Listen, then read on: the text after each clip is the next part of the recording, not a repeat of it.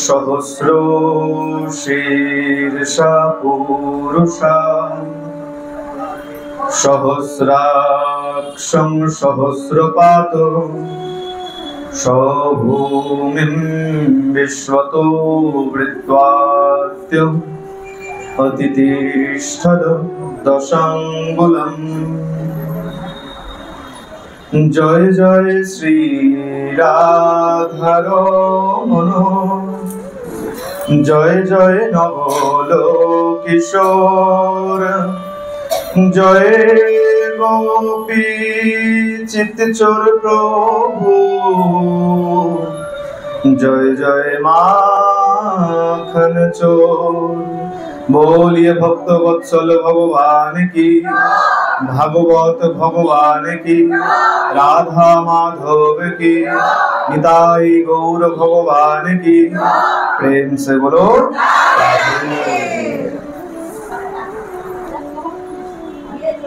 আজকে আমরা একটু ভক্ত প্রসঙ্গ আস্বাদন করব। আজকের কথা আরম্ভ হচ্ছে হুগলি জেলার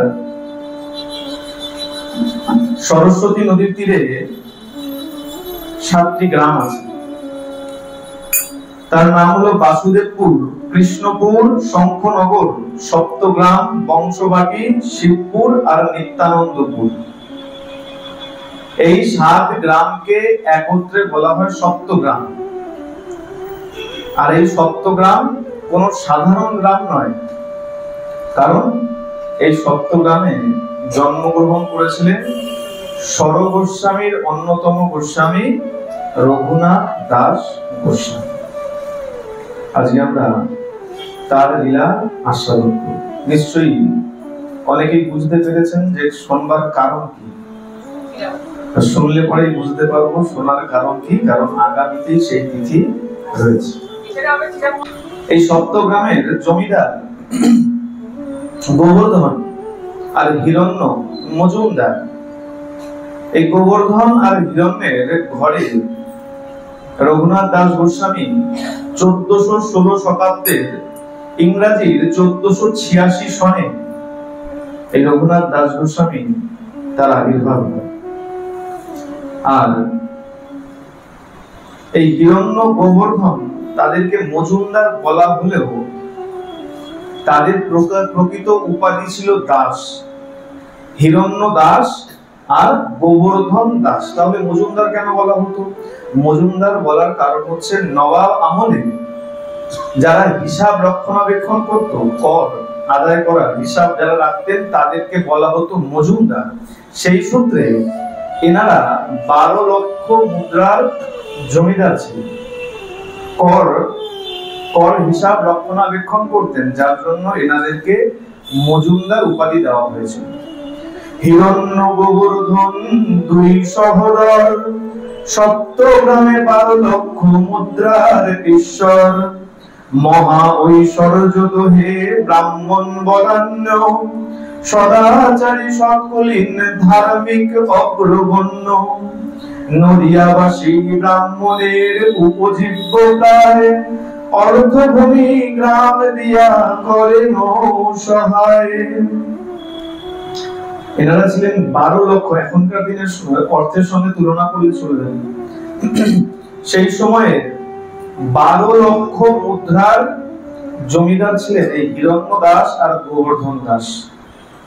আর শুধু অর্থ যে তাদের ছিল তাই নয়, তারা কি করতেন? তারা প্রচুর দান ধ্যান করতেন। কি বললেন?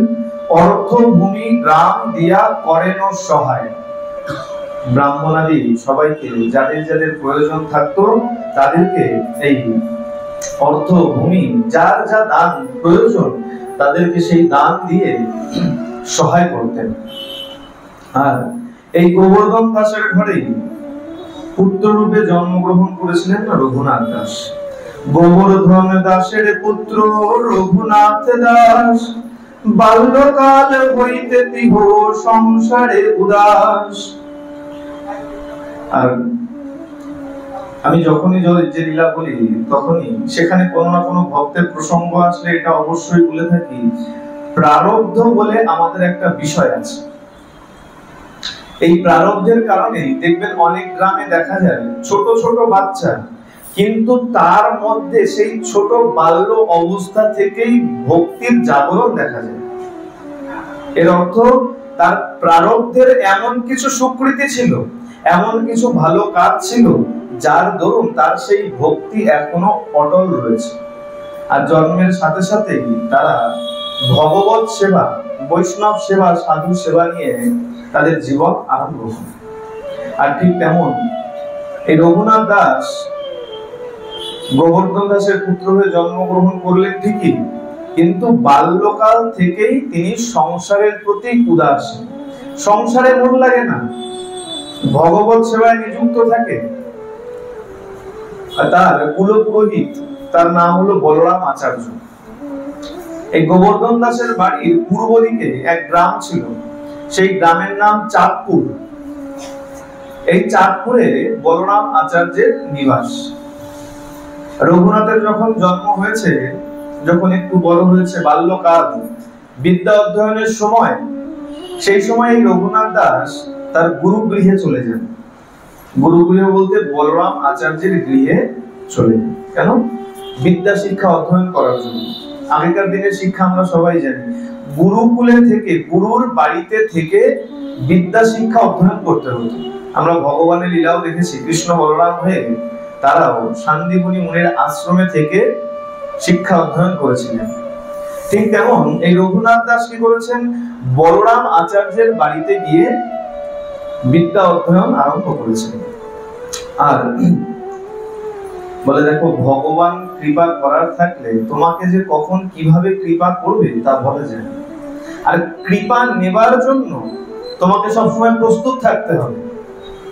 ভগবান কৃপা নিয়ে এসে তোমাকে ডাকবে না যে আমি কৃপা নিয়ে এসেছি, এসো কৃপা নিয়ে যাও, না। তুমি যদি প্রস্তুত থাকো, ভগবান তোমাকে আপনি আপ কৃপা করে চলে যাবে। তার জন্য তোমাকে প্রস্তুত থাকতে হবে। এই কারণে বলা হয় মন্দিরে এসে কথা বলবে, মন্দিরে এসে ভজন করো, না জানি ভগবান কখন কোন মনে থাকবে। আর মন্দিরে আসলে ভজন করতে করতে কখন না জানি ভগবানের কৃপা তুমি পেয়ে। প্রেম সে বলো। নরোত্তম রঘুনাথ দাস কি করেছেন? বলরাম আচার্যের গিয়ে বিদ্যা অধ্যয়ন করছেন। আর ঠিক এমন সময় সেই বলরাম আচার্যের বাড়িতে আজকে হরিদাস ঠাকুরের আগমন ঘটে গেছে। বলে, দেখো, একে তো বলরাম আচার্য, আর দ্বিতীয়ত হরিদাস ঠাকুর। আচ্ছা, খুব অদ্ভুত বিষয়, এই যে তারক ব্রহ্ম নাম, মহা নাম আমরা জপ করি, কে এনেছেন? মহাপ্রভু এনেছেন। আর নামের মধ্যে প্রেম কে দিলেন? নিতাই চাঁদ। তাই বলা হয় নামদাতা আমার গৌর সুন্দর, আর প্রেম দাতা। অদ্ভুত বিষয়, দেখুন, নাম আনলো গৌর সুন্দর, কিন্তু নামের আচার্য হয়ে গেলেন হরিদাস ঠাকুর। মহাপ্রভুকে বলা হয় না যে নামাচার্য মহাপ্রভু, কোথাও শুনবেন না। নামাচার্য নিতাই চাঁদ কোথাও বলা হয় না, কিন্তু বলা হয় নামাচার্য হরিদাস ঠাকুর। নামাচার্য একমাত্র হরিদাস ঠাকুরের সঙ্গেই, কারণ নাম সিদ্ধ তিনি। দিনে 3 লক্ষেরও বেশি, মাসে 1 কোটিরও বেশি নাম সংখ্যা তিনি পূর্ণ করেন। 1 কোটিরও বেশি। আমরা কি করি? 4 মালা যদি গুরুদেবকে বলে রেখেছি যে 4 মালা করবো গুরুদেব, 4 মালাই ব্যাস। মনে মনে বিশ্বাস আছে আমাদের, কি না 4 মালার পরে যদি 5 মালা করি আর যদি ভগবান সামনে এসে যায়, তাই তো? এই 4 মালার পরে অতিরিক্ত আর 1 মালা করতে ইচ্ছা নেই। আর হরিদাস ঠাকুর কি করতেন? দেখুন, সংখ্যা তো রেখেছেন যে 3 লক্ষ নাম করবেন, মাসে তার অতিরিক্ত নামও তিনি জপ করতেন। মাসে 1 কোটিরও বেশি নাম তিনি জপ করতেন। তাহলে সেই ভক্তকে নামাচার্য না বলে আর কাকে নামাচার্য বলা হবে? বলিয়ে ঠাকুর হরিদাস কি, নামাচার্য ঠাকুর হরিদাস কি। সেই হরিদাস ঠাকুরের আগমন ঘটলো আজকে বলরাম আচার্যের গৃহে। আর সেই সময় রঘুনাথ সেই বলরাম আচার্যের গৃহে থেকে বিদ্যা অধ্যয়ন করতে আরম্ভ করেছেন। আর হরিদাস ঠাকুর চলি আইলা চাঁদপুরে, আসিয়া রহিল বলরাম আচার্যের ঘরে, হিরণ্য গোবর্ধন মুলুকের মজুমদার, তার পুরোহিত বলরাম নাম তার। হরিদাসের কৃপা পাত্র তাতে ভক্তি মানে, যত্ন করি ঠাকুরের রাখিলা সেই গ্রামে। নির্জন পর্ণশালায় করেন কীর্তন, বলরাম আচার্য গৃহে ভিক্ষা নির্বাহন। এই গোবর্ধন, হিরণ্য দাস এরা হরিদাস ঠাকুরকে অত্যন্ত আপ্যায়ন করে সেবা শুশ্রূষা করে সেই গ্রামেই রেখে দিয়েছেন। কেন বলে, দেখো এই গ্রামের, শুধু গ্রামের নয়, আমাদের যে এত কল্যাণ হচ্ছে আমাদের নিজেদের কারণে নয়। আমাদের কি এমন সুকৃতি আছে যে আমাদের ভালো হতে পারে? আমাদের জীবনে ভালো হবার জন্য আমাদের কোনো সুকৃতি নেই, আমাদের কোনো কর্ম নাই যার জন্য আমাদের ভালো হতে পারে। তাহলে আমাদের ভালো কেন হয়? এই আমাদের চারিদিকে তাকিয়ে দেখুন, যত যত সাধু মহাত্মা মহারাজ বৈষ্ণব আছে, তাদের ভজনের জোরে আমাদের জীবনও সুষ্ঠুভাবে যেন তরিয়ে যাচ্ছে, আর কোনো কারণ। যত যত সাধু আছে তাদের যে ভজনের গুণ রয়েছে, তাদের যে তপস্যার বল রয়েছে, সেই বলে আমরাও বলিয়ান হয়ে রয়েছি। এই কারণে সাধু দেখলে পরে সবসময় আপ্যায়ন করা উচিত, সেবা করা উচিত। হিরণ্য গোবর্ধন কি করেছেন, হরিদাস ঠাকুর যখন এসছেন সেই গ্রামে রেখে দিয়েছেন। ঠাকুর তুমি এখানে থাকো। বলরাম আচার্য একটা পর্ণ কুটির দান করেছেন। ঠাকুর তুমি এই পর্ণ কুটিরে থাকো, এখানেই তুমি তোমার ভজন করবে, আর নিত্য আমার গৃহে ভিক্ষা নির্বাহন করবে। ভিক্ষা মানে প্রসাদ গ্রহণ। ভিক্ষা মানে ওই যে আমরা বাড়িতে ভিক্ষুক আসলে ভিক্ষা দিই তাই নয়। বৈষ্ণবের ভিক্ষা মানে হচ্ছে প্রসাদ গ্রহণ, অন্ন গ্রহণ। যে বাড়িতে যেদিন প্রসাদ নিল তাকে তারা বলে ভিক্ষা, ভিক্ষা নির্বাহ। বলরাম আচার্যের গৃহে প্রসাদ নেয় নিত্য, আর ওই পর্ণ কুটিরে থেকে নাম জপ করে, নিত্য যে ব্রত রয়েছে সেই নাম জপ করে। আর দেখুন এই ফাঁকে রঘুনাথেরও কৃপা হয়। হরিদাস ঠাকুরের চরণ ধুলি, হরিদাস ঠাকুরের মুখ নিঃসৃত সেই হরিনাম শ্রবণ করতে করতে আজকে ওই বিষয়ী রঘুনাথ, যার পিতার এত সম্পদ রয়েছে, এত ঐশ্বর্য রয়েছে, সেই বিষয়ীর ঘরে জন্ম নিয়েও আজকে ওই রঘুনাথের মন থেকে বিষয় বাসনা সব তুচ্ছ হয়ে। কেন বলা হয়, সন্ত পরশমণি কি দিব তুলনা, পরশমণি লৌহ স্বর্ণ করে, সন্ত করে আত্মসমনা। বলে সন্ত হলো পরশমণির মতন, কিন্তু তার মধ্যে একটু ফারাক আছে। পরশমণি কি করতে পারে? পরশমণি খুব বেশি যদি হয় একটা লোহাকে সোনা করতে পারে, এর বেশি কিছু করতে পারে না। এমন নয় যে পরশমণি এই লোহাতে যদি ঠেকায় এই লোহাটাও পরশমণি হয়ে যাবে, তা কিন্তু হবে না। বড়জোর কি হবে, এই লোহাটা সোনা হতে পারে, কিন্তু যদি বৈষ্ণবের স্পর্শে গেছো তাহলে তুমিও ওই বৈষ্ণবী হয়ে যাবে। বৈষ্ণবের মধ্যে এতটা ক্ষমতা আছে যে তোমাকেও বৈষ্ণব বানাতে পারে। আজকে রঘুনাথ সেই বৈষ্ণবের স্পর্শ পেয়েছেন। আচ্ছা, আরেকটু ভালো করে বিচার করুন। আপনি যদি ড্রেন থেকে এক গ্লাস জল তুলে নিয়ে যান আর সেই জল যদি গঙ্গায় ঢেলে ফেলে দেন, আচ্ছা গঙ্গা কি নষ্ট হয়ে যাবে? কি হবে উল্টো? ওই যে ড্রেনের জলটা ছিল সেটা কি হবে? গঙ্গার জল রূপে স্বীকৃতি পেয়ে যাবে। ঠিক তেমন আমরাও যদি সাধু সঙ্গে বৈষ্ণব সঙ্গে গিয়ে বসে পড়ি, আমরা হলাম ড্রেনের জলের মতন। আর যদি সাধু সঙ্গ রূপে ওই গঙ্গায় গিয়ে যদি একবার প্রবেশ করে যাই, আমরাও সাধু হয়ে যাই, বৈষ্ণব হয়ে যাই। আমি এখনো বৈষ্ণব হতে পারি না, তাও যখন রাস্তা দিয়ে যাই অনেকে বলে বাবা গোসাই, আমি মনে মনে চিন্তা করি এগুলো বলার মতন এখনো আমি সেই জায়গায় পৌঁছাইনি। সত্য কথা, এটা কোনো বানানো কথা না। কথাবাচক কথা জানি বলি, এতটুকু মাত্র। না তো ভক্তি আছে, না তো বৈষ্ণবতার কোনো লক্ষণ আমার মধ্যে আছে। তাহলে এটার কিসের গুণ? বৈষ্ণব সঙ্গের গুণ, সাধু সঙ্গের গুণ। সাধুর এই ক্ষমতা রয়েছে যে তোমাকেও সাধু সে বানাতে পারে। এই হরিদাস ঠাকুরের স্পর্শে, হরিদাস ঠাকুরের চরণ ধুলিতে, হরিদাস ঠাকুরের মুখ নিঃসৃত সেই হরিনাম শুনতে শুনতে বিষয় বাসনা থেকে একদম সব বন্ধন থেকে আজকে মুক্ত হয়ে গেছে। মনের মধ্যে ভক্তির বীজ জাগরিত হয়ে গেছে, অঙ্কুরিত হয়ে গেছে।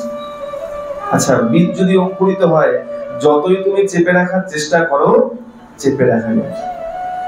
গাছ যদি বাড়তে আরম্ভ করেছে, যতই তুমি চেপে রাখো, আর যদি বাধ্যবাধকতা অনুযায়ী যদি চেপে রাখো, তাহলে কি হবে? সেই বীজ থেকে বড় বৃক্ষ আর হবে না, নষ্ট হয়ে যায়। আজকে এই হরিদাস ঠাকুরের কৃপায়, হরিদাসে কৃপা করে তাহার উপরে, সেই কৃপা কারণ হইল চৈতন্য পাইবারে। আমরা সবাই মনে করি যে ওই নিতাই চাঁদের কৃপা হলো বলেই রঘুনাথ মনে হয় গৌরের চরণ পেয়েছিল। না, নিতাই চাঁদের কৃপার পূর্বে হরিদাস ঠাকুরের কৃপা হয়ে গিয়েছে। এটা কি করে বুঝবেন? কোনো এমএলএ এমপির বাড়িতে যাবেন, এমএলএ এমপির বাড়িতে কিন্তু আপনি এমনি এমনি যেতে পারবেন। তার জন্য কি প্রয়োজন? ওই আমরা বলি না, এখন একটা কথা যে চ্যানেল করতে হয়, তাই না? কারো সঙ্গে বন্ধুত্ব করতে হবে, হয় ঘুষ দাও, না হলে কারোর সঙ্গে বন্ধুত্ব করো। মনে করুন এই ড্রাইভারের সঙ্গে একটু বন্ধুত্ব করে নিয়েছেন। ড্রাইভার বলল, আচ্ছা বেশ, তোকে আমি ঢোকার ব্যবস্থা করে দেবো। ওই ড্রাইভার কি করলো? গেটম্যানকে একটু বলে দিল, এই শোন, এই আমার একজন বন্ধু আছে, একটু এমএলএর সাথে দেখা করবে, তা একটু সময় বুঝে ওকে একটু ঢুকিয়ে দিস। যখন সুপারিশ করে দিল গেটম্যানের কাছে, গেটম্যান কি করলো? সময় সুযোগ বুঝে ওই ব্যক্তিকে দরজা খুলে এমএলএর সঙ্গে সাক্ষাৎ করে। ঠিক তেমন এই মনে করুন হরিদাস ঠাকুরও নিতাই চাঁদকে একটু সুপারিশ করে দিলেন। কিভাবে? এই রঘুনাথকে কৃপা করে, যে প্রভু তোমার কাছে যখন এই রঘুনাথ যাবে, তুমি একটু বিলম্ব না করে গৌরের চরণে একে সোজা পৌঁছে দিও। তাহলে প্রথম হরিদাস ঠাকুরের কৃপাই হলো গৌরের চরণ পাওয়ার প্রথম সোপান। হরিদাস ঠাকুরের কৃপা না পেলে এত দূর পর্যন্ত মনে হয় রঘুনাথ পৌঁছাতে পারতেন না। আজকে কৃপা হলো হরিদাস ঠাকুরের, গৃহে ফিরে গেছে, মনে এখন কেবলমাত্র ভক্তি, ভগবত ভক্তি একদম পরিপূর্ণ। আর ঠিক সেই সময় শুনতে পেয়েছেন যে নবদ্বীপে নদিয়ার চাঁদ, সেখানে সেই ভগবানের আবির্ভাব ঘটেছে। যেই ভগবানের চিন্তন, স্মরণ, মনন রঘুনাথ সদা সর্বক্ষণ করে চলেছে। আর যখনই শুনেছেন যে ভগবানের আগমন হয়েছে, মন অস্থির হয়ে গেছে। কতক্ষণে আমি সেই ভগবানকে দর্শন করব যার চিন্তন আমি সর্বক্ষণ ঘরে বসে বসে করছি। আর দেখুন, বলে লালসা যদি থাকে উপায় ঠিক বেরিয়ে যায়। লালসা যদি থাকে উপায় ঠিক বেরিয়ে যায়। লালসা হলো সব থেকে বড় কথা। কৃষ্ণ ভক্তি রসে ভরা মতি যদি পাও, তরা ওই মহাগ্রহে তারে কিনে লও, ভক্তিপতির লালসাই। আমার কথা নয়, ভক্তমাল গ্রন্থে কলম দিচ্ছেন, ভক্তিপতির লালসাই, লালসার কথা বলা হচ্ছে। মূল্য তার হয় কোটি জন্মকৃত পুণ্যে, ইহা লব্ধ নয়। তুমি যদি মনে করো আগে আগে জীবনে অনেক অনেক সুকৃতি করেছি আর তাতে ভক্তি পেয়ে যাব, না। ভক্তির প্রতি যদি লালসা থাকে তাহলেই তুমি ভক্তি পেতে পারো। এই ভক্তির লালসা যেহেতু রয়েছে আর শুনতে পেয়েছে ভগবানের আবির্ভাব ঘটেছে, এখন ভগবানকে দেখবো কি করে? এই যে তার মধ্যে লালসা রয়েছে, ভগবানও তার জন্য পথ করে দিলেন। এই হিরণ্য আর গোবর্ধনের সঙ্গে অদ্বৈত আচার্যের এক বিশেষ সম্পর্ক ছিল। আর এর মধ্যে অনেক ঘটনা ঘটে গেছে, বিস্তরে যাওয়া যাবে না। মহাপ্রভু ইতিমধ্যে সন্ন্যাস গ্রহণ করেছেন। সন্ন্যাস গ্রহণ করে আজকে বৃন্দাবনের পথে রওনা হয়েছেন, বৃন্দাবনে যাবেন। নিতাই চাঁদ কি করেছেন? ছলনা করেছেন যে যদি বৃন্দাবন চলে যায় মার কি হবে? মায়ের সচিমা রয়েছে। নিতাই চাঁদ কি করেছেন? ছলনা করে পথের মধ্যে কিছু ওই গোয়ালা গোপ বালকদের তাদেরকে বুদ্ধি শিখিয়ে দিয়েছেন। শোন, ওই ওই ওই যে দেখছিস পাগলা ঠাকুর আসছে, ওই পাগলা ঠাকুর যদি তোদেরকে জিজ্ঞাসা করে বৃন্দাবনের পথ কোনটা, তোরা বাবু এই পথটা দেখিয়ে দিস না, কেন এই পথ দিয়ে গেলে সোজা বৃন্দাবন চলে যাবে। তাহলে ঠাকুর কোন পথ দেখাবো? বলে শান্তিপুরের পথ দেখিয়ে দিবি। যেমন শিখিয়ে দিয়েছে ওই বালকদেরকে, আজকে মহাপ্রভু নাম করতে করতে বালকদের কাছে যখন এসে জিজ্ঞাসা করেছে আমি বৃন্দাবন যাব, বৃন্দাবনের পথ কোনটা, গাছের আড়াল থেকে আমার নিতাই চাঁদ ইশারা করে বলছে ওই পথ দেখাস না, ওই শান্তিপুরের পথ দেখিয়ে দে। বালকরা নিতাই চাঁদের শেখানো গুলি অনুযায়ী ওই শান্তিপুরের পথ দেখিয়ে দিয়েছে। এদিকে তো নিতাই চাঁদ অদ্বৈত আচার্যকে বাকি বাকি ভক্তদেরকে এক একজনকে এক এক আজ্ঞা করে রেখেছেন। অদ্বৈত আচার্যকে বলেছেন আপনি গঙ্গার পাড়ে এসে অপেক্ষা করবেন, মা শচীকে আনতে বলা হয়ে গিয়েছে। আর যেই মুহূর্তে এই অদ্বৈত ভবনে এসে মহাপ্রভু উপস্থিত হয়েছেন, আর এই বার্তা যখন রঘুনাথ শুনতে পেয়েছে, আমি যার চিন্তন করছি, যার ভজন করছি, সেই ভগবান আজকে অদ্বৈত ভবনে অবস্থান করছেন, পিতার কাছ থেকে আজ্ঞা নিয়েছেন, পিতা আমাকে আজ্ঞা দিন, আমি যাই অদ্বৈত ভবনে গিয়ে আজকে আমি প্রভুর দর্শন করি। তখন সন্ন্যাস করি প্রভু যবে শান্তিপুরে আইলা, তবে আসি রঘুনাথ প্রভুরে মিলিলা, প্রভুর চরণে পড়ে প্রেমাবিষ্ট হইয়া, প্রভু পদ স্পর্শ করিল করুণা করিয়া। অদ্বৈত ভবনে যখন এসেছেন, এসে সোজা প্রভুর চরণে লুটিয়ে পড়েছেন। বলে দেখো সাধুগুরু বৈষ্ণবের সঙ্গে যখনই দেখা হবে, আর যদি গুরুদেব হয় তোমার, তাহলে চিন্তা করবে না তুমি কোথায় কার সঙ্গে কিভাবে দাঁড়িয়ে আছো। গুরুদেবকে দেখা মাত্রই সাষ্টাঙ্গ দণ্ডবত করবে, তবে সাষ্টাঙ্গ দণ্ডবত মায়েদের জন্য নিষিদ্ধ। গুরুদেবকে দেখা মাত্রই প্রণাম করতে বলা হয়েছে। আমরা চিন্তা করি এই রাস্তার মধ্যে প্রণাম করব, কে কি চিন্তা করবে, কে কি ভাববে, না, কে কি ভাবলো তাই নিয়ে তোমার মাথা ব্যথা করার প্রয়োজন নেই। বৈষ্ণব যদি দেখেছো, দেখো রঘুনাথ ছুটে গিয়ে প্রভুর চরণে লুটিয়ে পড়েছে। আর প্রভু কি করেছেন, মহাপ্রভু এসে তার পাদস্পর্শ করিয়েছেন। এইভাবে এই অদ্বৈত আচার্যের কৃপাতে আজকে অদ্বৈত ভবনে যতদিন মহাপ্রভু অবস্থান করেছেন, ততদিন রঘুনাথ আজকে অদ্বৈত ভবনে ছিলেন। আর বলে দেখো ভালো বন্ধুত্ব যদি করো তাহলে তোমার ভালো হবে, খারাপ বন্ধুত্ব যদি করো তাহলে খারাপ হবে। পিতার বন্ধুত্ব, সখ্যতা, পারিবারিক একটু সম্পর্ক ছিল অদ্বৈত আচার্যের সঙ্গে, আর সেই সম্পর্কের কারণে আজকে রঘুনাথ মহাপ্রভুর দর্শন পেলেন। আচ্ছা, শুধু এতটুকু নয়, মহাপ্রভু যখন প্রসাদ পেয়ে উঠে যায়, ব্রহ্মা আদি দেবতার দুর্লভ যেই প্রসাদ, সেই প্রসাদ পাত্র আজকে অদ্বৈত আচার্য নিয়ে গিয়ে রঘুনাথের সামনে হয়। চিন্তা করে দেখুন একবার, তাকে বলা হয় মহাপ্রসাদ। এই যে যখন পুরীতে যাবেন, পুরীর প্রসাদকে কি বলা হয়? শুধু প্রসাদ বলা হয় না। কেন? আগে ভগবানকে ভোগ লাগলে হয় প্রসাদ, সেটা মহাপ্রসাদ হয় না। ভগবান পেলে হয় প্রসাদ, আর তারপরে সেই প্রসাদ যখন কোনো বৈষ্ণব গ্রহণ করে, তাকে বলা হয় মহাপ্রসাদ। এত ভগবানের ভোগ লেগেছে, আর তারপরে আচ্ছা বহু সুন্দর ভগবান ঠিকই, তিনি তো আজকে ভক্ত হয়ে এসেছেন, তাই মহাপ্রভু যখন সেই প্রসাদ গ্রহণ করলেন, কি হয়ে গেল? মহাপ্রসাদ হয়ে গেল। যে প্রসাদের বাঞ্ছা ব্রহ্মা আদি দেবতারাও করে, আজকে ওই বৈষ্ণবের কৃপায়, সাধু গুরু বৈষ্ণবের কৃপায়, হরিদাস ঠাকুরের কৃপায়, অদ্বৈত আচার্যের কৃপায় রঘুনাথ সহজেই সেই প্রসাদ লাভ করে। আর চিন্তা করুন, যার মধ্যে ভক্তির বীজ রয়েছে, আর তার উপরে যদি জলের সিঞ্চন করা হয়, মাটিতে বীজ বপন করে রোজ যদি তুমি তাতে জল সিঞ্চন করো, তাহলে কি হবে? ওই বীজ আস্তে আস্তে বড় গাছে পরিণত হবে। তাহলে রঘুনাথের হৃদয়ের মধ্যে হরিদাস ঠাকুর তো আগে থেকেই ভক্তির বীজ বপন করে রেখেছিলেন। আজকে অদ্বৈত আচার্য তাতে ওই প্রসাদ রূপী জল সিঞ্চন আরম্ভ করেছে। সুতরাং সেই ভক্তির বীজ আজকে আর বীজ নাই, আস্তে আস্তে মহিরু হতে পরিণত হতে আরম্ভ করেছে। ভক্তি গাঢ় থেকে আরো গাঢ় হতে আরম্ভ করেছে। 5-7 দিন সেই অদ্বৈত আচার্যের ভবনে সেখানে থাকলেন। তার পিতা সদা করে আচার্য সেবন, অতএব আচার্য তারে হইল পরশন। আচার্য প্রসাদ পাইল প্রভুর উচ্ছিষ্ট পাদ, প্রভুর চরণ দেখে দিন 5-7। সেই অদ্বৈত আচার্যের গৃহে থেকেই 5-7 দিন যতদিন পর্যন্ত মহাপ্রভু সেই ভবনে ছিলেন ততদিন পর্যন্ত রঘুনাথ সেই ভবনেই থাকলেন।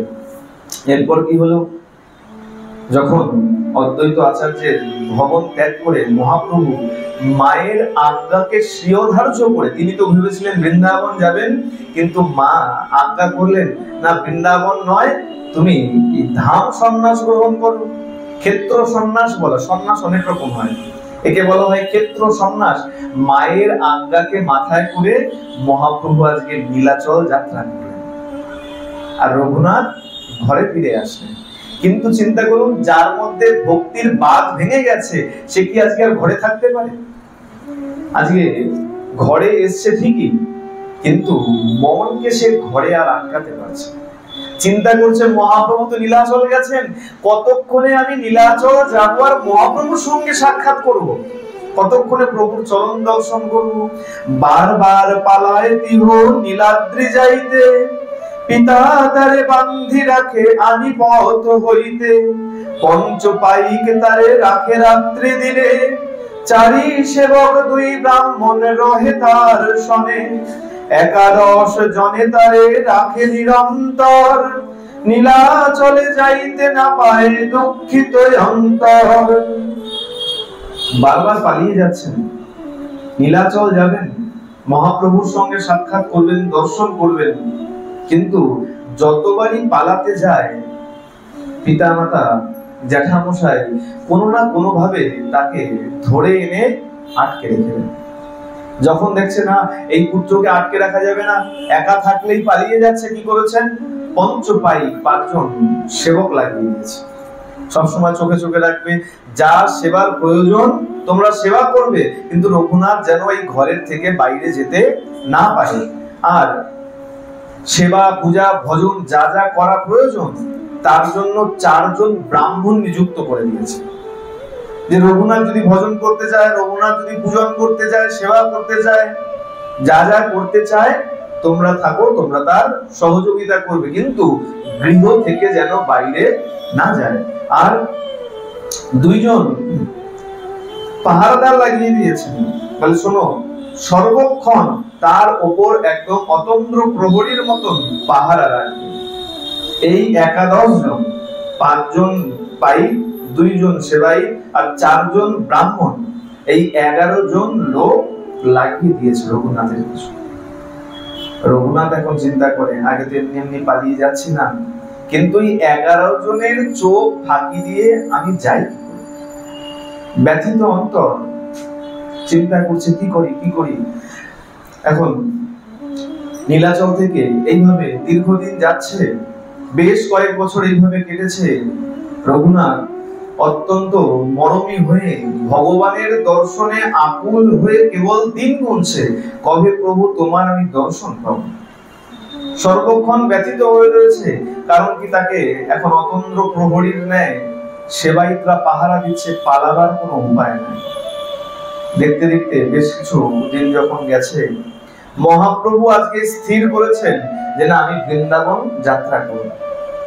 এই বৃন্দাবন যাত্রা করবেন যখন চিন্তা করেছেন, বৃন্দাবন যাত্রার জন্য তিনি যখন আবার রওনা হয়েছেন, তিনি ঠিক করেছেন বৃন্দাবন যখন যাত্রা করব আমি 2 মাকে দর্শন দিয়ে তারপর বৃন্দাবন যাব। 2 মা কে?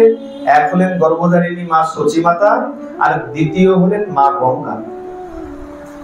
তিনি চিন্তা করছেন, সচিমা সমস্ত ভক্তগণ আসতে পারে আমার সঙ্গে সাক্ষাৎ করতে, মা তো আসতে পারে কেন? ঘরে আমার পত্নী রয়েছে, ওই যুবতী পত্নীকে রেখে মা আমার সঙ্গে সাক্ষাৎ করতে কি করে আসে? বারবার আমার সংবাদ পায় ঠিকই, দর্শন তো পায় না। তা আমি যখন যাব মায়ের সঙ্গে সাক্ষাৎ করে তারপর যাব। আর দ্বিতীয় হলো মা গঙ্গা। মা গঙ্গার মনে খুব দুঃখ ছিল, কেন? এই যমুনাকে বলেছিল, যমুনে তোর কি সৌভাগ্য, ভগবান তোর পারে কত কত লীলা করেছে, এমনকি তোর বক্ষের উপর থেকে পর্যন্ত পার হয়ে নন্দালয়ে গেছে, তোর কত সৌভাগ্য, তুই ভগবানের সেবা করতে পেরেছিস, ভগবানের লীলা প্রতি পলে পলে দর্শন করতে পেরেছিস। মা গঙ্গার মনে একটু কষ্ট ছিল। তা প্রভু বলেছিলেন, গঙ্গে তুমি চিন্তা করো না, কলিতে যখন আমি গৌর হরির হয়ে যাব, তখন আমি তোমারও মনের বাসনা পূর্ণ।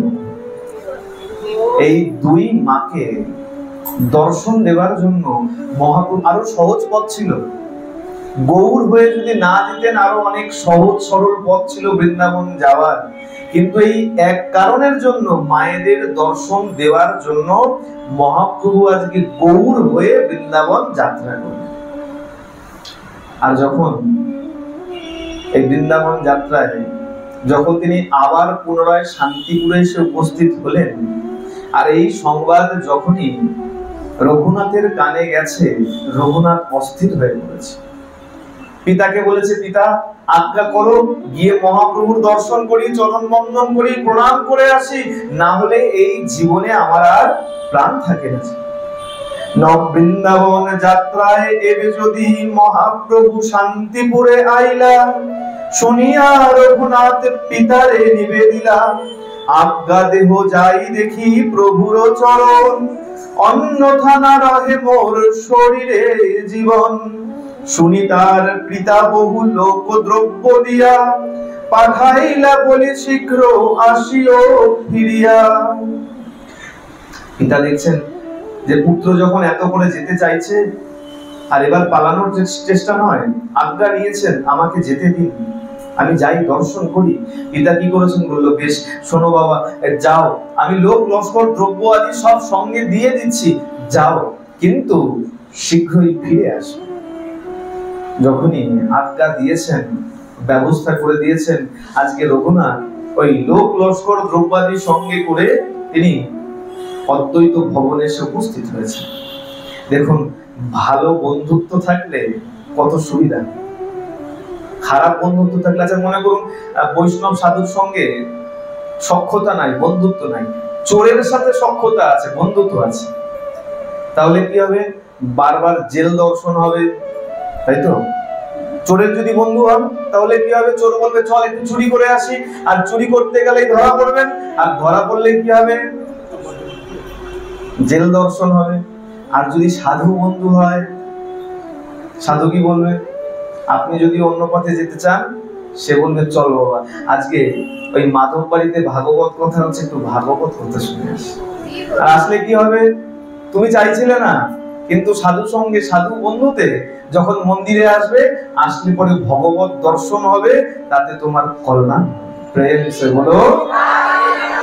এই কারণে বলা হয় সবসময় সঙ্গ ভালো রাখা উচিত, সর্বক্ষেত্রে সঙ্গ ভালো রাখো।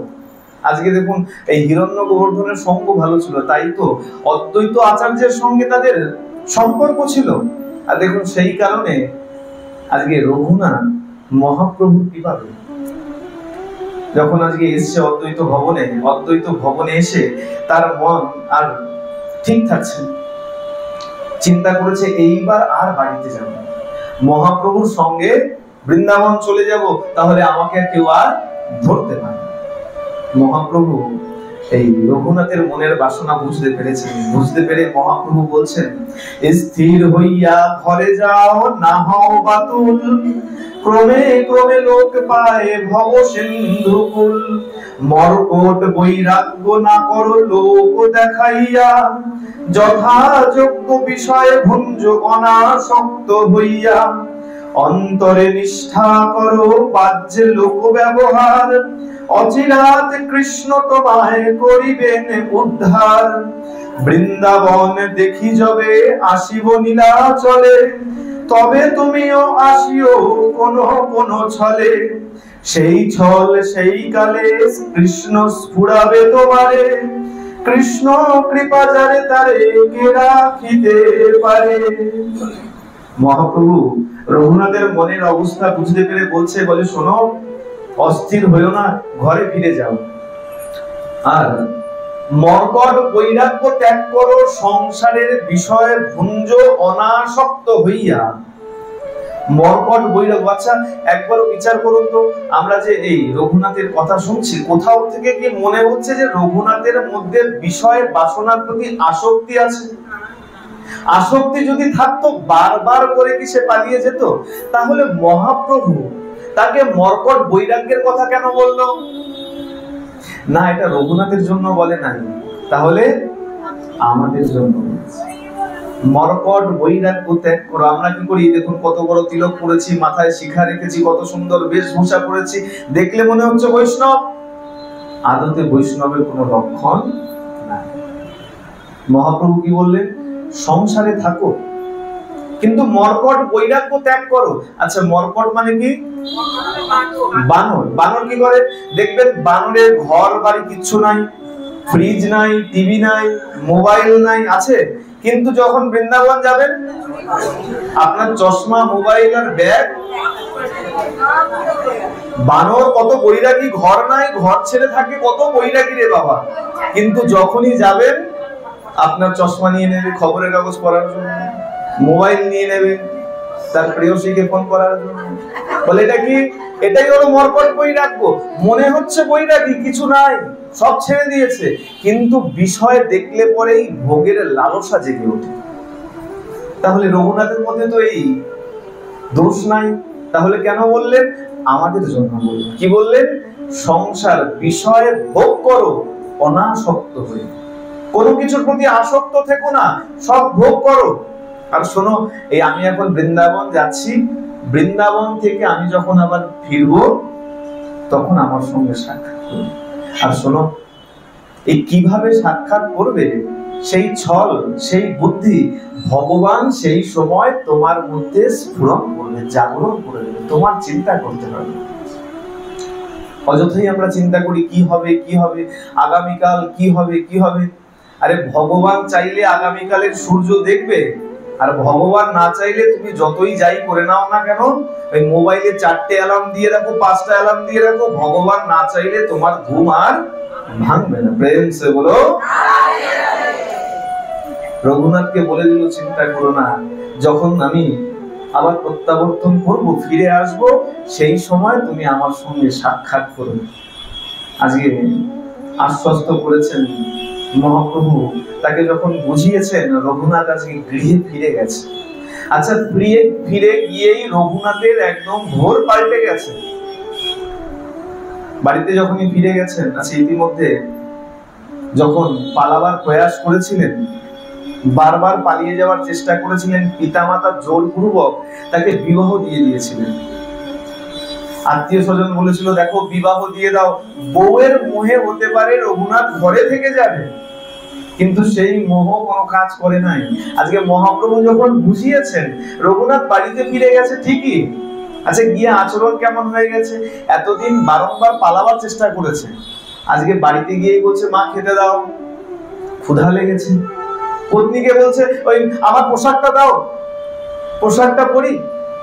জমিদারের ছেলে নায়েবকে ডেকে বলছে নায়েব মশাই চলুন একটু রাজ্যটা ঘুরে দেখি, গ্রামটা একটু ঘুরে দেখি, কার কোথায় সুবিধা অসুবিধা একটু দেখা দরকার।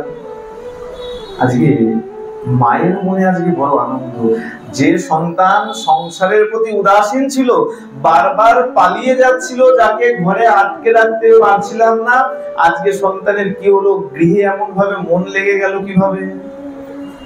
কিন্তু বলে শোনো, রঘুনাথ বলছে আমার মনে যে কি চলছে সে তো একমাত্র আমি জানি, আর আমার বউ হরি জানে। আমি কি সংসার করছি, আমি কি সংসারের এই সব সুখ ভোগ করছি, নাকি আমি গৌর হরির জন্য অপেক্ষা করছি, সেটা একমাত্র আমার মন জানে, আর আমার গোবিন্দই জানে। দেখতে দেখতে বেশ কয়েক বছর কেটে গেছে।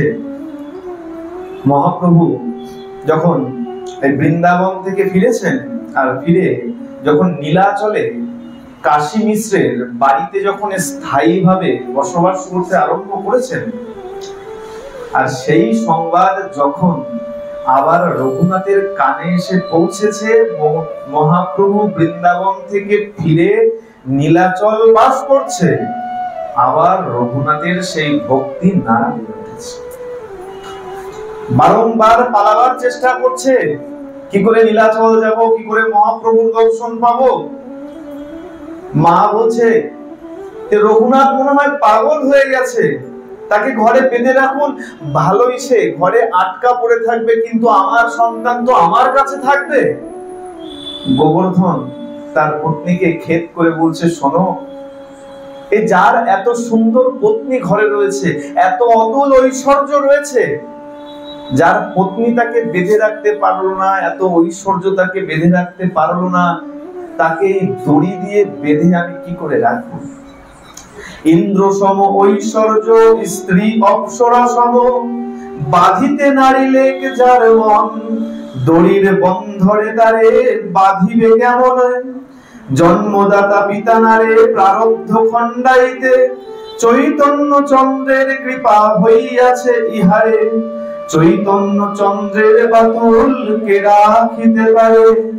বলে শোনো, এই যে ইন্দ্রসম ঐশ্বর্য রয়েছে, সেই ঐশ্বর্যের প্রতিও যার মায়া নাই, পত্নীর প্রতি যার মোহ নাই, তাকে এই সামান্য দড়ি দিয়ে বন্ধন করে রাখা সম্ভব নয়। আমাদের সন্তানের এই সংসারের প্রতি মোহ ছুটে গেছে। রঘুনাথ চিন্তা করছে, বারবার আমি মহাপ্রভুর দর্শনে যেতে চাইছি, কিন্তু যেতে পারছি না কেন? বারবার যেতে চাইছি কিন্তু আমাকে আটকে দেওয়া হচ্ছে, বাধা পাচ্ছে। কিসের জন্য? নিশ্চয়ই আমার কোনো খামতি আছে, নিশ্চয়ই কোনো অপরাধ আছে, যার জন্য আমি বারবার যেতে গিয়েও আটকা পড়ে যাচ্ছি। মনের মধ্যে যখন এই প্রশ্নের জাগরণ হয়েছে যে আমি মহাপ্রভুর সাক্ষাতে যেতে পারছি না কেন, দর্শন করতে কেন যেতে পারছি না, তখন তিনি শুনতে পারলেন যে গৌর হরির কৃপা নাকি নিতাই চাঁদের কৃপা না হলে পাওয়া যায়। বলে নিতাইয়ের কৃপা যদি না হয়, তুমি গৌরকে না তো দেখতে, না তো জানতে, না তো স্পর্শ করতে তুমি পারবে। আগে নিতাইয়ের কৃপা দরকার। যখন শুনেছে, এখন জানতে আরম্ভ করেছে এই নিতাই চাঁদটাকে, নিতাই চাঁদের এমন করুণা কি, এমন কি মহিমা আছে, যখন জানতে আরম্ভ করেছে, যখন শুনেছে নিতাই চাঁদ নাম প্রেম বিতরণ করতে গিয়ে জগাই মাদাইয়ের হাতে মার পর্যন্ত খেয়েছে, মার খেয়ে ফিরে আসে নাই, মার খাবার পরেও বলেছে মেরেছিস কলসির কানা, তাই বলে কি নাম দেব না? মার খাওয়ার পরেও বলেছে মেরেছিস, বেশ করেছিস, দরকার হয় আরো মার, কিন্তু একবার বন্ধ করে হরি বল। এমন নিতাই চাঁদকে আমি যখন জানি নাই, তাহলে তো আমাকে বাধা তো পেতেই হবে। তাহলে সেই নিতাই চাঁদ কোথায়? আমাকে জানতে হবে, আমাকে নিতাই চাঁদের কৃপা পেতে হবে। কিন্তু সেই নিতাই চাঁদ কোথায়? নিতাই চাঁদ রয়েছে নীলাচলে মহাপ্রভুর সঙ্গে।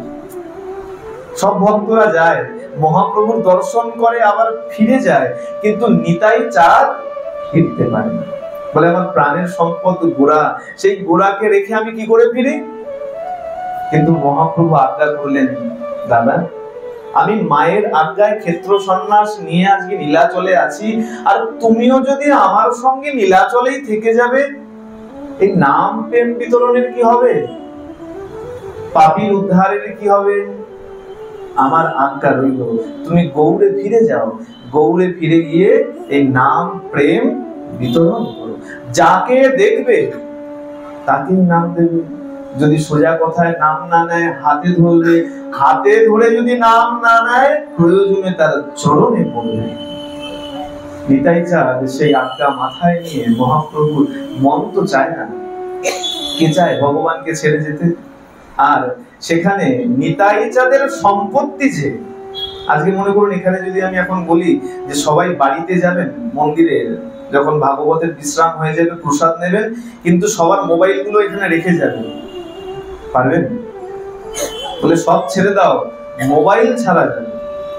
তাহলে পার্থিব জগতের সামান্য এক মোবাইলের প্রতি আমাদের এত মোহ, আর সেখানে সেই নিতাইয়ের যিনি প্রাণ, সেই গৌর সুন্দরকে রেখে নিতাই চাঁদ কি করে নীলাচল থেকে চলে যায়, একবার বিচার করে দেখুন। কিন্তু প্রভুর যখন আজ্ঞা হয়েছে, প্রভুর আজ্ঞা তো উপেক্ষা করা যায় না, তাই কি করলেন? প্রভুর আজ্ঞাকে শিরোধার্য করে তিনি আবার গৌড়ে ফিরলেন। আর ফিরে কোথায় আসলেন? পানিহাটি গঙ্গার তীর রাঘব ভবনে নাম প্রেম বিতরণ করতে আরম্ভ করলেন।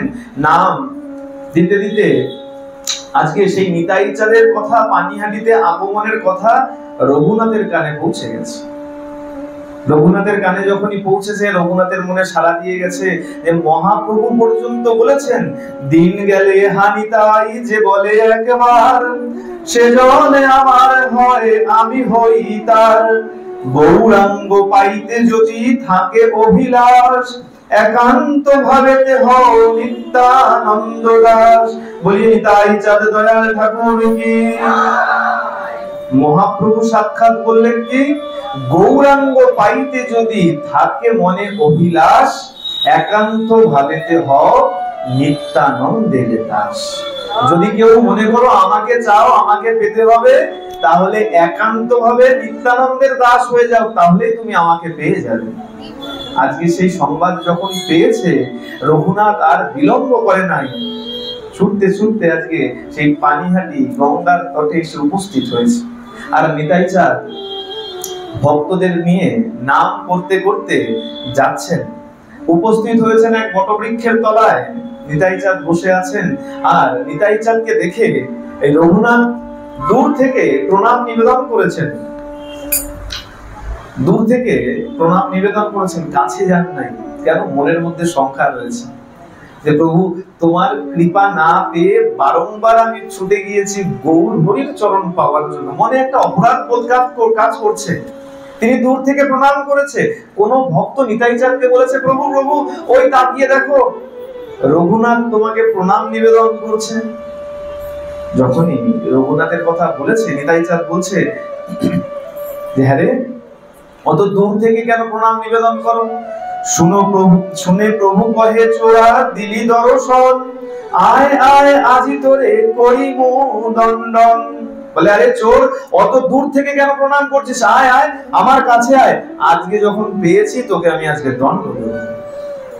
ভক্তরা চিন্তা করছে এই প্রথম দর্শন হলো নিতাই চাঁদের সাথে রঘুনাথের, এই প্রথম দর্শন, তাতে রঘুনাথ এত দূর থেকে প্রণাম করছে। আর তার উপরে রঘুনাথের পিতামাতা এত বড় জমিদার, নিতাই চাঁদের থেকে রঘুনাথ কি এমন চুরি করলো যে নিতাই চাঁদের সঙ্গে দেখা হওয়া মাত্রই প্রথম দর্শনে নিতাই চাঁদ রঘুনাথকে চোর বলে সম্বোধন করলেন? বলে শোনো, কারণ আছে। কি কারণ? বলে গৌর হলো আমার নিতাইয়ের সম্পত্তি, আর তুমি যদি কারোর সম্পত্তি না বলে নাও তাহলে কি হয়? চুরি হয়। তার রঘুনাথ তো তাই করেছেন, নিতাইকে না জানিয়ে গৌর ধন নিতে চেয়েছেন, তাহলে তো রঘুনাথ চোরই হলো। নিতাই চাঁদ তো ভুল কিছু বলেন নাই, তাই কি বললেন? শুনে প্রভু কহে, মোর চোরা দিলি দর্শন, আয় আয় আজি তোরে করিব দণ্ডন। বলে আয়, আজকে যখন পেয়েছি তোকে দণ্ড দেব। কি করেছেন?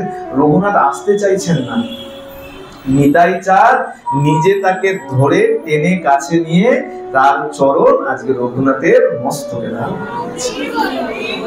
কৃপা দয়াল ঠাকুর তো এমনি এমনি বলে নাই, এমনি এমনি তার নাম দয়াল ঠাকুর নয়। আজকে অযাচিত ভাবে কৃপা করলেন, টেনে নিয়ে তার মস্তকে চরণ দিয়েছেন। কৌতুক নিত্যানন্দ সহজে দয়া হয়, রঘুনাথে কহে কিছু হইয়া সদয়। নিকটে না আইসো চোরা ভাগো দূরে দূরে, আজি লাগ পাইয়াছে দণ্ডি মৌ তোমারে। বলে চোরা, তুমি চোর, তোমাকে কাছে পাই না, তুমি খালি দূরে দূরে ভাগো, দূরে দূরে থাকো। আজকে যখন তোমাকে লাগাম যখন পেয়েছি, ধরতে যখন পেরেছি, দণ্ড তখন তোমাকে দেব।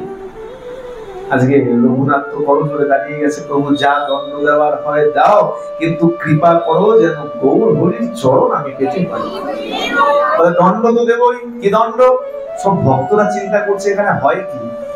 প্রথমত জমিদারের ছেলে, তাকে চোর বলছে, আবার বলছে দণ্ড দেব। আচ্ছা বেশ, দেখা যাক কি হয়। আজকে নিতাই চাঁদ কি বলেছেন? বলে শোন, দণ্ড কি? বলে আমার যত গণ আছে সবাইকে দধি চিরা আজকে ভক্ষণ করা, এই হলো তোমার দণ্ড। আচ্ছা মনে করুন, এই ভালোবাসার দণ্ড একটু অন্যরকম হয়। ভালোবাসার দণ্ড এমন হয় যে তাতে ভালোবাসা আরো গাঢ় থেকে আরো গাঢ়তর হয়। আজকে এমন দণ্ড দিলেন, আজকে রঘুনাথের মনে আর আনন্দ ধরছে না। এক তো নিতাই চাঁদের কৃপা পেলাম, তাতে প্রভু আবার বৈষ্ণব সেবা দিতে বলছেন। যাও দধি চিরা ভক্ষণ করাবো মোর গণে, শুনিয়া আনন্দ হইল রঘুনাথের মনে। নিতাই চাঁদ যখন বলেছেন রঘুনাথ সে তো জমিদারের সন্তান, তখন কি করেছেন, সঙ্গে সঙ্গে এই যে পাইক সঙ্গে ছিল তাদের সবাইকে কাজে লাগিয়ে দিয়েছেন, যাও সবাই মাটির পাত্র, চিরা, দধি, দুগ্ধ, কলা, ফল আদি সবকিছুর ব্যবস্থা করো। দেখতে দেখতে সেখানে বিশাল আয়োজন হয়েছে। এদিকে সংবাদ চলে গেছে রাঘব ভবনে, রাঘব পণ্ডিতের কাছে। কেন? ওই দিন রাঘব ভবনে প্রভুর নিমন্ত্রণ ছিল। আজকে রাঘব পণ্ডিত চিন্তা করছে, প্রভু এই কেমন লীলা করছো? রাঘব পণ্ডিত চলে এসেছেন, এ কেমন লীলা তোমার? আমার বাড়িতে আজকে প্রসাদের নিমন্ত্রণ, সব ব্যবস্থা চলছে, আর তুমি কিনা এইখানে গঙ্গার পারে বসে তুমি এই সব আয়োজন করছো। বলে, শোন রাঘব, এই দেখ আমি তো প্রকৃত গোপ জাতি। আবার সেই পুরনো স্মৃতিতে ফিরে গেছেন। কানাই বলাই যখন ছিলেন কি করতেন? যমুনা পুলিনে বসে সব সখাদের সঙ্গে নিয়ে পুলিন ভোজন করতেন। আজকে গঙ্গার তটে বসে সেই ভাবে আবিষ্ট হয়ে গেছে। গোপ জাতি আমি, বহু গোপ সঙ্গে, আমি সুখ পাই এই পুলিন ভোজন রঙ্গে।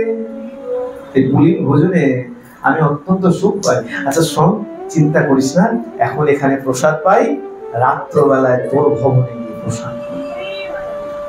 দেখতে দেখতে সব আয়োজন হয়েছে, মালসা ভোগ হয়েছে। আমরা সবাই জানি এই ভোগটা মাটির পাত্রে, মাটির মালসায় করে দেওয়া হয়। মালসায় করে যখন সবার সামনে ওই চিরা, দুই দুগ্ধ ভরে ভরে দুই দুই ভাণ্ড করে রাখা হয়েছে, তখন নিতাই চাঁদ কি করেছেন? সকল লোকের যবে চিরা পূর্ণ হইল, ধ্যানে তবে প্রভু মহাপ্রভুরে আনিল। যখন সবার সামনে এই প্রসাদের পাত্র রাখা হয়েছে, নিতাই চাঁদ তখন ধ্যানস্থ হয়েছে। কেন? মহাপ্রভু তো এখানে নাই, আর মহাপ্রভু না থাকলে ভোগ লাগবে কি করে? এ কারণে ভগবানকে যখন ভোগ নিবেদন হয় না, ভোগারতি হয়, আগে দেখবেন আবাহন হয়, আগে ভগবানকে ডাকা হয় যে ভোগ মন্দিরে এসো, বসো, হাত মুখ ধো, তারপরে খেতে দেওয়া হয়, আগে খেতে দেওয়া হয় না। আজকে নিতাই চাঁদ কি করলেন? ধ্যানস্থ হলেন। ধ্যানস্থ হলে আর মহাপ্রভুকে সে ধ্যানের মাধ্যমে আনয়ন করলেন। মহাপ্রভু আইলা দেখি নিতাই উঠিলা, তারে লইয়া সবার চিরা দেখিতে লাগিলা। সকল কুণ্ডার হলনার চিরারও এক এক গ্রাস, মহাপ্রভুর মুখে দেন করি পরিহাস। হাসি মহাপ্রভু আর এক গ্রাস লইয়া, তার মুখে দিয়া খাওয়ায় হাসিয়া হাসিয়া। এই মতো নিতাই বলে সকল মণ্ডলে, দণ্ডাইয়া রহে দেখে বৈষ্ণব সকলে। কি করিয়া বেড়ায় ইহা কেহ নাহি জানে, মহাপ্রভু আনন্দ পায়, মহাপ্রভুর দর্শন পায় কোন ভাগ্যবানে। নিতাই চাঁদ তো ধ্যানে এনেছেন, আর ধ্যানে আনলে পরে ভগবান তো ধ্যানের মধ্যেই এসছেন, এই স্থূল দেহ নিয়ে তো আসেন নাই। এখন যখনই মহাপ্রভু এসছেন, নিতাই চাঁদ উঠে দাঁড়িয়েছেন। উঠে দাঁড়িয়ে কি করেছেন? ওই মহাপ্রভুকে সঙ্গে নিয়ে সবার পাত্রের কাছে কাছে গিয়ে দেখাচ্ছেন, প্রভু দেখো এই সবার পাত্র একদম পরিপূর্ণ আছে। আর কি করছেন? ওই পাত্র থেকে এক এক গ্রাস করে তুলছে আর মহাপ্রভুর বদনে দিচ্ছে। আর মহাপ্রভু কি করছেন? মহাপ্রভু আরেক পাত্র থেকে আরেক গ্রাস তুলে আজকে নিতাই চাঁদের বদনে দিচ্ছেন। আচ্ছা এই লীলা সবাই দেখতে পাচ্ছেন না। সবাই চিন্তা করে নিতাই চাঁদ করে কি?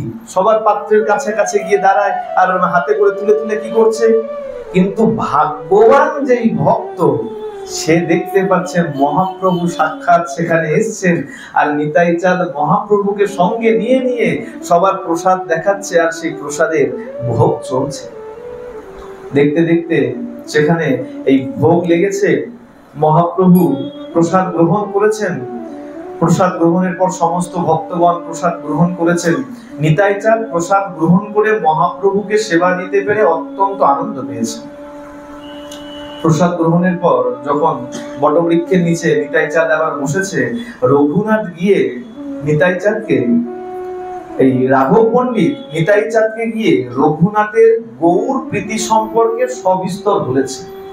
নিতাই চাঁদকে বলেছে, প্রভু এই রঘুনাথ গৌর হরির চরণ দর্শন করার জন্য, গৌর হরির চরণ পাবার জন্য কি না করেছে। যখন সবিস্তরে বলেছে, নিতাই চাঁদ বলেছেন, দেখো এই মহাপ্রভু কৃপা করার জন্যই আজকে তোমায় কৃপা করে এইখানে উপস্থিত থেকে ভোগ গ্রহণ করেছেন। তুমি যে করাইলা এই পুলিন ভজন, তোমা কৃপা করি গৌর কইলা আগমন, কৃপা করি কইলা চিরা দুগ্ধ ভোজন, নিত্য দেখি রাত্রে কইলা প্রসাদ ভোজন, তোমা উদ্ধারিতে গৌর আইলা আপরে, ছুটিল তোমার যত বিঘ্নাদি বন্ধনে, নিশ্চিন্ত হইয়া যাও আপন ভবনে, অচিরে নিবিঘ্নে পাবে চৈতন্য চরণে। নিতাই চাঁদ বলছে, দেখো তোমাকে কৃপা করার জন্যই একমাত্র মহাপ্রভু এখানে উপস্থিত থেকে এই যে দুগ্ধ চিরা তুমি যে ভোগ লাগিয়েছো, মহাপ্রভু সে ভোগ গ্রহণ করেছে, সেটা একমাত্র তোমাকে কৃপা করার জন্য, আর কিছু নয়। আর চিন্তা করো না, প্রভুর যখন কৃপা হয়েছে তুমি নিশ্চিন্ত মনে গৃহে যাও, ঠিক সময়ের মতো তুমি গৌরাঙ্গের চরণ লাভ করো।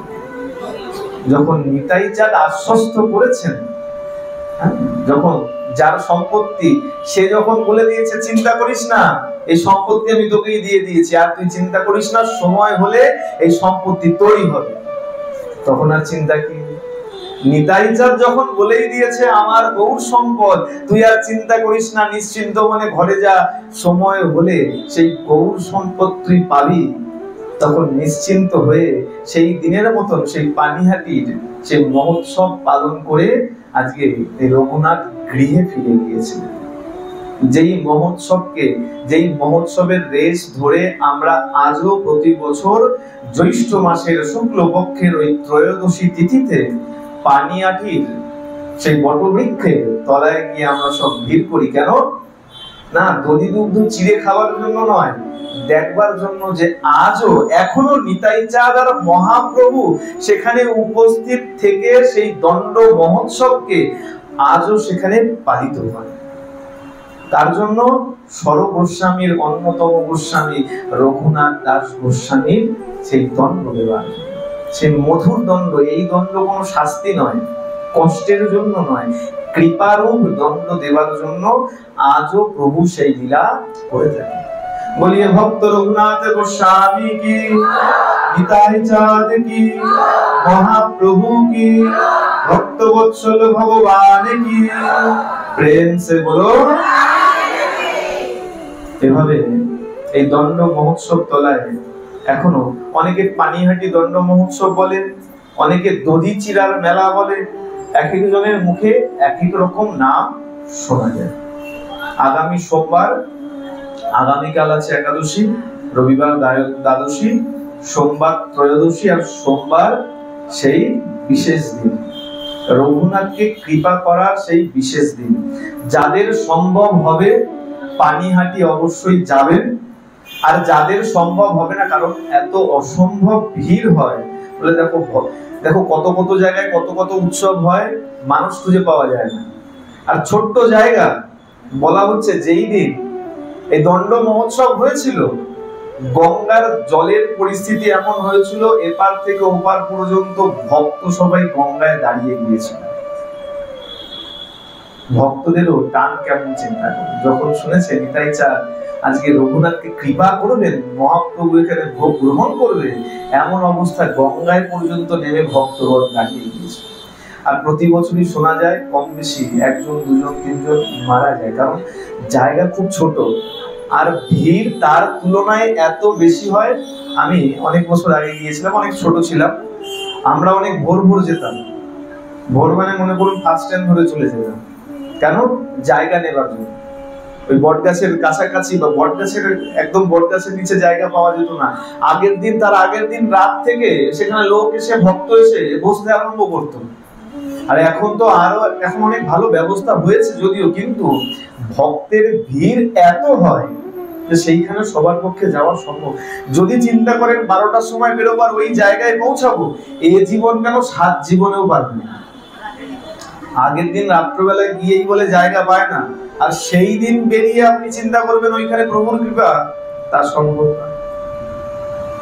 যারা যেতে পারবেন তো ভালো, যারা যেতে পারবেন না মনে কষ্ট নেবেন না, বাড়িতে মালসার ব্যবস্থা করবেন। আর এখানে তো ব্যবস্থা হবে। আচ্ছা, যারা এখানেও মনে করুন আসতে পারবেন বা বাড়িতে ব্যবস্থা করবেন, বাড়িতে মালসার ব্যবস্থা করবেন বা এখানে চলে আসবেন, আর সেই আনন্দ মন ভরে নিয়ে প্রেম সে বলো। বলে ভগবানের কাছে গেলেই আনন্দ, তাতে বাড়িতেই হোক, ভগবানের উৎসব যেইখানেই হোক, দেখবেন জন্মাষ্টমী হোক মন্দিরে আর হোক ঘরে, যেখানেই করেন না কেন একটা অন্যরকম আনন্দ থাকে। আর এটাও তো রঘুনাথের উপরে কৃপার আনন্দ, মহাপ্রভু। আর শুধু মহাপ্রভু নয়, হরিদাস ঠাকুর, অদ্বৈত আচার্য, নিতাই চাঁদ একে একে কৃপা করে তাকে আজকে পৌঁছে দিলেন গৌর হরির চরণে। এ কারণে না সরগোস্বামীর অন্যতম গোস্বামী। এমনি এমনি নয়, বিচার করবেন যাদের যাদের এই বৈষ্ণব জগতে যারা যারা এত উচ্চ স্থান পেয়েছে, এমনি এমনি নয়, বৈষ্ণবের কৃপা পেতে পেতে পেতে পেতে তারা সেই শীর্ষ স্থানে পৌঁছে গেছে। আমরা বলি না ওই ধাক্কা খেতে খেতে খেতে খেতে পৌঁছে যায়, হ্যাঁ? আর এটাও ঠিক তেমন। এই কারণে বলা হয় বৈষ্ণবের কৃপা পাওয়ার চেষ্টা করো। বৈষ্ণব দেখলে আগে মাথা নত করতে চেষ্টা করো, প্রণাম করতে চেষ্টা করো। বৈষ্ণবের কৃপা হলেই তুমি সোজা গৌর হরির কাছে যেতে পারো, নচেত সম্ভব নয়। আসুন এই পানিহাটির চিরা মহোৎসবের কথা শ্রবণ করে এখানে এই ভাগবতীয় কথা বিশ্রাম দিচ্ছে। যদি ভুল ভ্রান্তি ত্রুটি বিচ্যুতি থাকে সবাই নিজ মনে ক্ষমা করে দেবেন। শ্রী গুরু প্রেমানন্দে নিতাই গৌর সীতানাথ হরি হরি বল। শ্রী শ্রী সাধু গুরু বৈষ্ণব প্রেমানন্দে হরি হরি বল। শ্রী শ্রী রাধা গোবিন্দ প্রেমানন্দে হরি হরি বল।